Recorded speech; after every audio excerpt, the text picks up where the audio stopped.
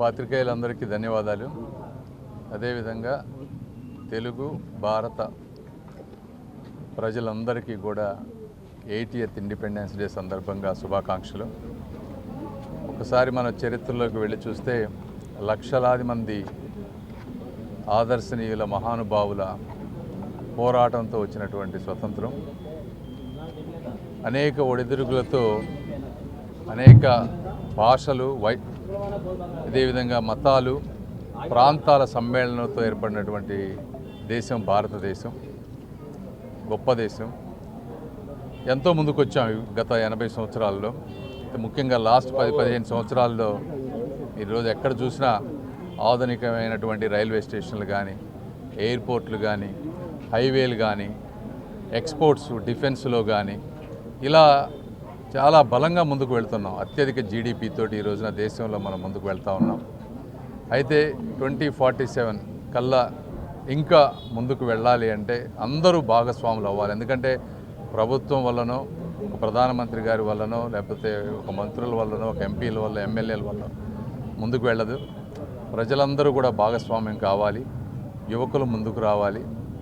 యువకులు కూడా ప్రశ్నించాలి సమాజంలో జరుగుతున్నటువంటి కొన్ని విషయాల్ని. మహిళలు ఆర్థిక భాగస్వామ్యం కావాలి. రైతులు అందరూ కనుక కలిసి ఒక పద్ధతి ప్రకారం చేసుకుంటూ వస్తే భారతదేశం కూడా అభివృద్ధి చెందిన దేశంగా 2047 కల్లా అయ్యేటువంటి అవకాశం పుష్కలంగా ఉన్నటువంటి దేశం. కాబట్టి అందులో నా వంతు పాత్ర నేను ఎంతవరకు చేయగలను అంతవరకు నేను చేస్తాను, అందరూ చేస్తారని ఆశిస్తూ ఈ అద్భుతమైనటువంటి విభిన్న ప్రాంతాల సమ్మేళనమైనటువంటి భారతదేశం ఒక గొప్ప ఆశయాలకి ప్రతిరూపంగా ఉండాలని, దిక్సూచిగా ఉండాలని కోరుకుంటూ అందరికీ మరొకసారి శుభాకాంక్షలు. Thank you. ముఖ్యంగా గుంటూరు జిల్లా ప్రజలందరికీ కూడా 80వ స్వతంత్ర దినోత్సవ శుభాకాంక్షలు తెలియజేస్తూ ఉన్నాం. భారతదేశ స్వతంత్రం యొక్క ముఖ్య ఉద్దేశం ఈ దేశంలో ఆర్థిక సామాజిక సమానత్వం కావాలని చెప్పి అందరి ఉద్దేశం. ఆ ఉద్దేశాన్ని నెరవేర్చడం కోసం స్వాతంత్రం వచ్చినటువంటి 36 సంవత్సరాల్లోనే స్వర్గీయ నందమూరి తారక రామారావు గారు తెలుగుదేశం పార్టీని ప్రారంభించి తెలుగు రాష్ట్రాల్లో అభివృద్ధి దిశగా, సంక్షేమం దిశగా ఈ రాష్ట్రాన్ని ముందుంచడం మనందరం కూడా చూసాం. అట్లాగే రాష్ట్ర గౌరవాన్ని దేశ విదేశాల్లో ప్రతి తెలుగువాడు గర్వంతో తలెత్తుకొని తిరిగే విధంగా ఈరోజు తెలుగు ప్రజలందరూ కూడా ప్రపంచవ్యాప్తంగా విస్తరింపజేసినటువంటి పరిస్థితి స్వర్గీయ నందమూరి తారక రామారావు గారు పెట్టినటువంటి తెలుగుదేశం పార్టీ ద్వారా జరిగింది.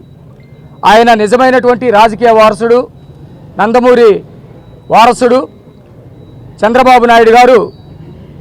దానితో పాటు ఆర్థిక సమానత్వంతో పాటు సాంకేతికతని అందిపుచ్చుకొని సంపద సృష్టించి ఆ సంపదని ప్రతి పేదవాడికి అందించి అందరూ బాగుపడాలి, అందరూ మంచి జీవితాన్ని అనుభవించాలనే ఉద్దేశంతో ఆహర్నిశలు కష్టపడతా ఉన్నాడు. గత ప్రభుత్వ 5 సంవత్సరాల్లో రాష్ట్రంలో రాజ్యాంగ వ్యవస్థలన్నీ నాశనమైన తర్వాత, కూటమి ప్రభుత్వం వచ్చిన తర్వాత ఈరోజు మళ్ళా రాష్ట్రంలో రాజ్యాంగ వ్యవస్థలన్నీ కూడా ఊపిరి ఊదుకుంటూ ఉన్నాయి. రాజకీయ పరంగా కాకుండా మరి సంక్షేమ పరంగా, అభివృద్ధి పరంగా ఒక పక్కన రాజ్యాంగ వ్యవస్థ అయినటువంటి అమరావతి కానివ్వండి, పోలవరం కానివ్వండి, నారా లోకేష్ గారు సంకల్పించినటువంటి 20 లక్షల ఉద్యోగ కల్పన కానివ్వండి, ఇవన్నీ కూడా శరవేగంతో ముందుకెళ్తూ ఉన్నాయి. దేశం మొత్తం, ప్రపంచం మొత్తం ఈరోజు ఒకటే మాట్లాడుతూ ఉంది, జెన్జీ అని. జెన్జీ అంటే జీనియస్ జనరేషన్ అని. ఒక బ్రహ్మాండమైనటువంటి జనరేషన్ 97 తర్వాత ఆవిష్కరణమైంది భారతదేశంలో, ప్రపంచవ్యాప్తంగా. వారి చేతుల్లో డిజిటల్ యుగం ఉంది. ఏఐ కంప్యూటర్లు, క్వాంటమ్ కంప్యూటర్లు, టెక్నాలజీని మొత్తాన్ని కూడా వాడుతూ ఉన్నారు. ఇదే క్రమంలో కొంతమంది రాజకీయ నిరుద్యోగులు, స్వార్థపర రాజకీయాలు నడిపేటువంటి వాళ్ళు జెన్ జీకి వ్యతిరేకంగా జెన్ సీని తయారు చేస్తూ ఉన్నారు, క్రిమినల్ జనరేషన్ని.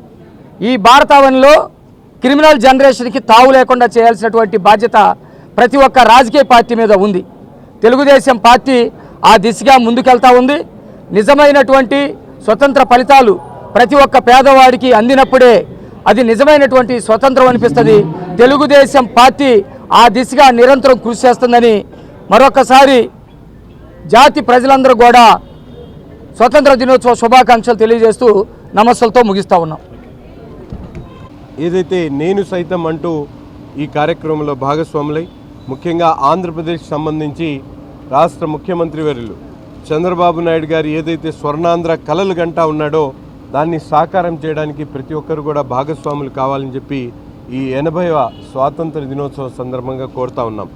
ఎందుకంటే ముఖ్యంగా మనందరికీ కూడా తెలుసు, కేవలం ఒక రాజకీయ నాయకులో లేకపోతే ముఖ్యమంత్రో లేకపోతే ప్రధానమంత్రో ఈ దేశంలో ఒక విజన్తో ముందుకెళ్తే కుదరదు. ప్రతి ఒక్క వ్యక్తి కూడా ఒక విజన్తో, ఒక ఆలోచనతో ఈ భారతదేశాన్ని దేశంలోనే, ప్రపంచంలోనే అగ్రస్థానంలో నిలిచేటువంటి ప్రయత్నాన్ని ప్రతి ఒక్కరు కూడా మొదలుపెట్టి ఈరోజు దేశంలో సమైక్యవాదంతో ప్రతి ఒక్కరు కూడా ముందుకు నడుద్దామని చెప్పి పిలుపునిస్తూ మరొకసారి హృదయపూర్వకమైనటువంటి 80వ స్వాతంత్ర దినోత్సవ శుభాకాంక్షలు తెలుపుతా ఉన్నాం. ఓకే.